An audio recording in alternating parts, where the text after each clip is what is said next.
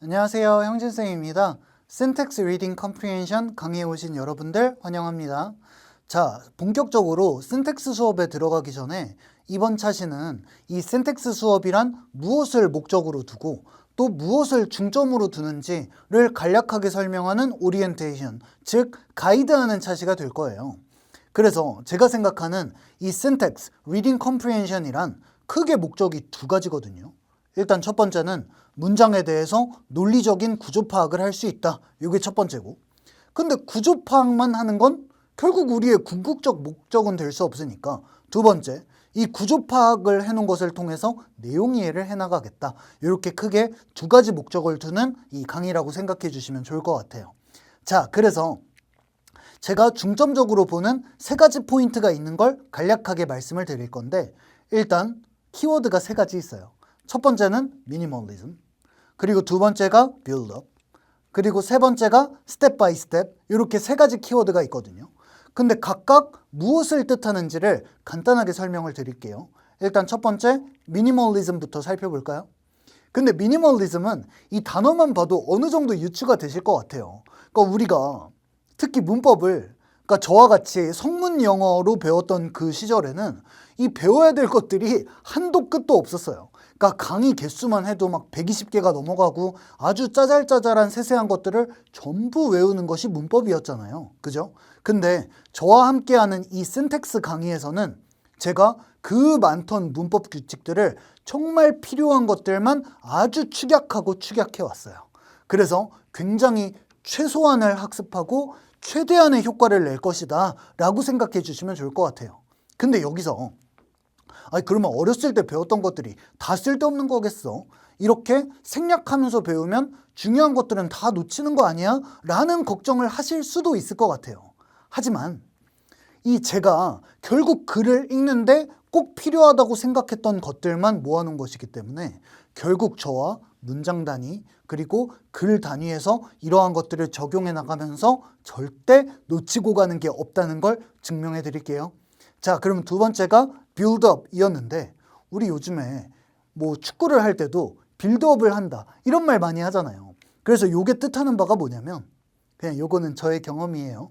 그러니까 저는 어린 시절에 학습을 할 때 그러니까 처음에 형식을 배우고 그 다음에 투부정사를 배우고 그 다음에 수동태를 배우면 형식은 까먹고 관계대명사를 배우면 투부정사는 까먹고 이렇게 각각의 챕터를 개별적으로 학습을 했었어요. 근데 실제로 그러한 것은 글을 읽어 나갈 때 규칙을 적용할 때 전혀 도움이 되지 않는다. 그래서 저와 함께하는 syntax에서는 일단 챕터 1을 학습했으면 저의 조금 집착을 담아서 그것을 꼼꼼하게 리뷰하는 시간을 가질 거예요. 그리고 챕터 2가 끝나면 그냥 단순히 챕터 2를 리뷰하는 게 아니라 여태까지 학습했었던 것들, 그러니까 챕터 1, 2를 합쳐서 리뷰를 하게 될 것이고 그 다음에 expand, 챕터 3로 확장해 나가는, 다시 말해서 점진적으로 축적을 해나가는 그러한 학습을 할 거라고 생각해 주시면 좋을 것 같아요. 자, 그러면 이제 마지막 스텝 바이 스텝인데 요거는 이제 수업이 어떤 식으로 진행이 될지를 간단하게 설명하는 과정이겠죠. 그러니까 스텝 바이 스텝이 이제 단계별 이런 맥락이니까. 근데 그 전에 제가 질문 하나를 드리고 싶어요. 개념 학습이 중요할 것 같아요? 아니면 그거를 연습하는 연습 문제가 중요할 것 같아요? 그러니까 저는 어렸을 때 그러니까 수학 공부할 때도 개념 다 배웠어.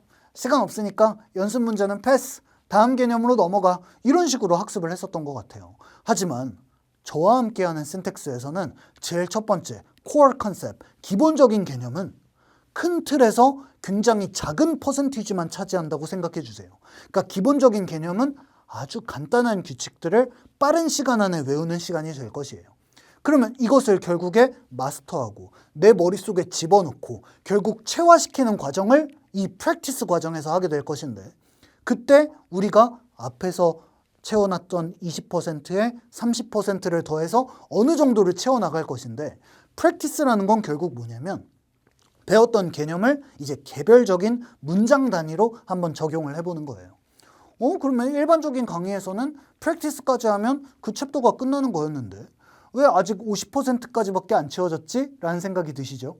근데 제가 뭐 하나 더 질문을 해볼게요. 우리가 결국 궁극적인 목적은 문장 하나를 읽어내는 것인가요? 그게 아니잖아요. 그러니까 작가의 의도가 담겨 있는 글 하나, 단락 하나를 읽어내는 것이 우리의 궁극적인 목적이에요. 그죠? 그래서 우리의 마지막 학습은 결국 세 번째, 이 paragraph, 다시 말해서 단락 단위에서 이루어지게 될 것이에요. 근데 이 단락이 있다는 건 앞뒤 맥락이 있다는 소리고 우리가 배웠던 간단한 규칙들의 예외가 굉장히 많이 등장한다는 소리예요. 그래서 그러한 예외들을 결국에 우리는 맥락이 있는 글에서 마지막 완성을 하도록 할 거다라고 생각해 주시면 좋을 것 같아요. 자, 그러면 여기까지 제가 생각하는 목표 2개, 그러니까 구조파악과 글에 대한 이해, 그리고 중점인 3개, 그래서 제일 처음에 최소한의 효과로 최소한의 학습으로 최대한의 효과를 거두겠다. 그리고 쌓아나가겠다. 그리고 마지막은 패러그래프에서 학습을 완성시키겠다. 이런 3가지의 중점적인 포인트를 살펴봤어요. 그러면 저와 첫 번째 강의가 문장의 형식이거든요. 그 기본적인 개념을 학습하러 들어가실까요? 그럼 저는 첫 번째 강의에서 뵙도록 할게요.